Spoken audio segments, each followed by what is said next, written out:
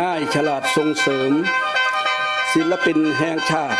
สาขาศิลปะการแสดงหมอลำพื้นบ้านปีพุทธศักราช 2548 สมเด็จพระนางเจ้าพระบรมราชินีนาถพระราชชนนีพันปีหลวงเคยเสด็จมาจังหวัดอุบลราชธานีพร้อมด้วยพ่อหลวงรอเก่าจำนวน6 ครั้งจำได้ครั้งแรกที่พระองค์เสด็จ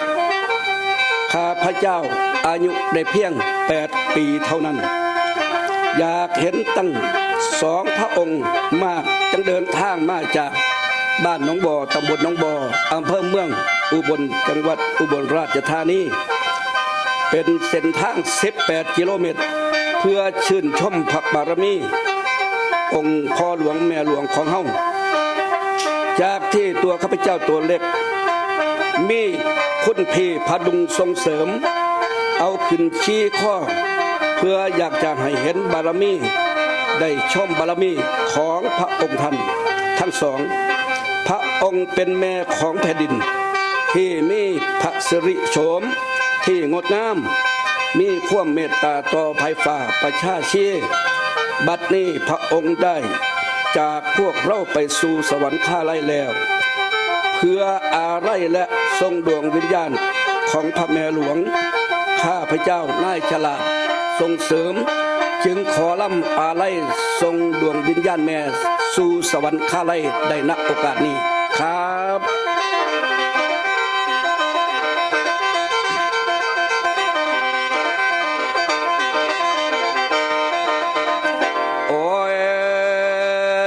เ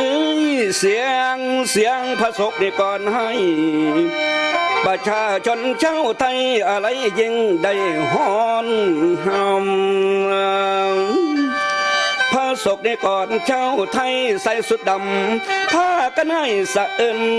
พ่อปานดินสิเป็นเมื่อสูญสิ้นผ้า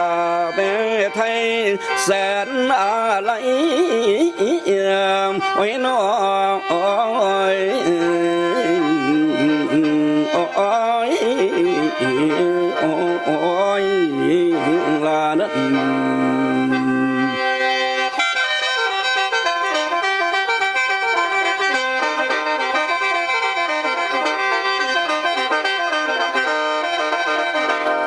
มาบัดนี้พวกพี่น้องชาวไทยเอ๋ยมองไปเห็นพระบรมมากดตั้งน้ำตาลังหลอกลิ้นไหลเมือนโยในจอเทวีสิลังน้ำตาดอกเลี้ยนย้อยพระบรมราชชนนีพระพันปีหลวงสยามค่อยผู้ลือน้ำองค์โลกสร้างโซสวรรคตแล้วคนไทยให้กองน้ำตาแม่หมิงขวนของไฟฟ้าประดุดดังดอกโพสีพุ่นแล้วแม่โพดีใบหนาได้อยู่มาจัดลานลำของแผ่นดินโดยธรรมกับพ่อหลวงล่อเก้าสยามเฮาได้ส่วนหอมโอ้ยโอ้ยบาดน้อไผ่ลมเป็นโพต้นดอกหอมดีแม่คำเอ๋ยการสูญเสียแม่แผ่นดินเถื่อนี้ครั้งยิ่งใหญ่ในโลกาพี่แล้วศาสนาว่าวัดสั่นสะเทือนดอกเฟื่อนฟงเมื่อเมืองไทยน้ำตาหงไหลลงเอ้ยเป็นยาวสวรรคตแนวมารดาแก้วพระแม่ไทย93 พระพรรษาพระแม่ได้ทรงงานเหนื่อยดอกไม้เหิงพุ่นแล้วภาษากรณีอยากกิดทั้งมวลลูกเกิดมาก็แม่นเห็นพระองค์ท่านทิ้นกันดันแดนผู้คอยทรงเดินดอยบอกคอยเยียงบอกคอยเยียง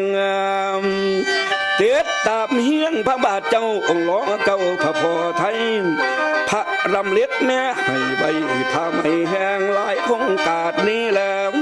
ราชทันลงมาถึงทั่วสยามดอกงามล้นพระบรมราชชนนี้พันปีหลวงของคนไทยได้สวรรคตเดือไปแล้วสู่ขาไหลไปแบงแวง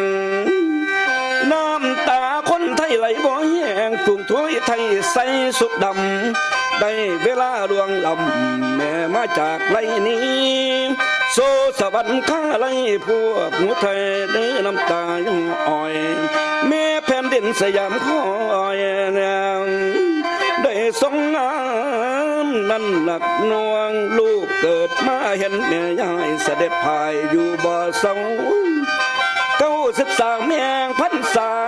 โซสวรรค์ข้าไล่แล้วล่ะเจ้าได้ควรคำใส่สุดดำน้ำตาย้อยเมื่อสู่คอนจังบ่อยู่นอมหมู่พระศกในก่อนเจ้าไทยเห็นป่าบ่ล้มมาศพแม่หมู่พระศกในก่อนไทยเห็นพระบ่ล้มมากดจองคนไทยให้กองน้ำตาอะไรทันแม่แผ่นดินน้ำตาไหลเล่นเลี้ยง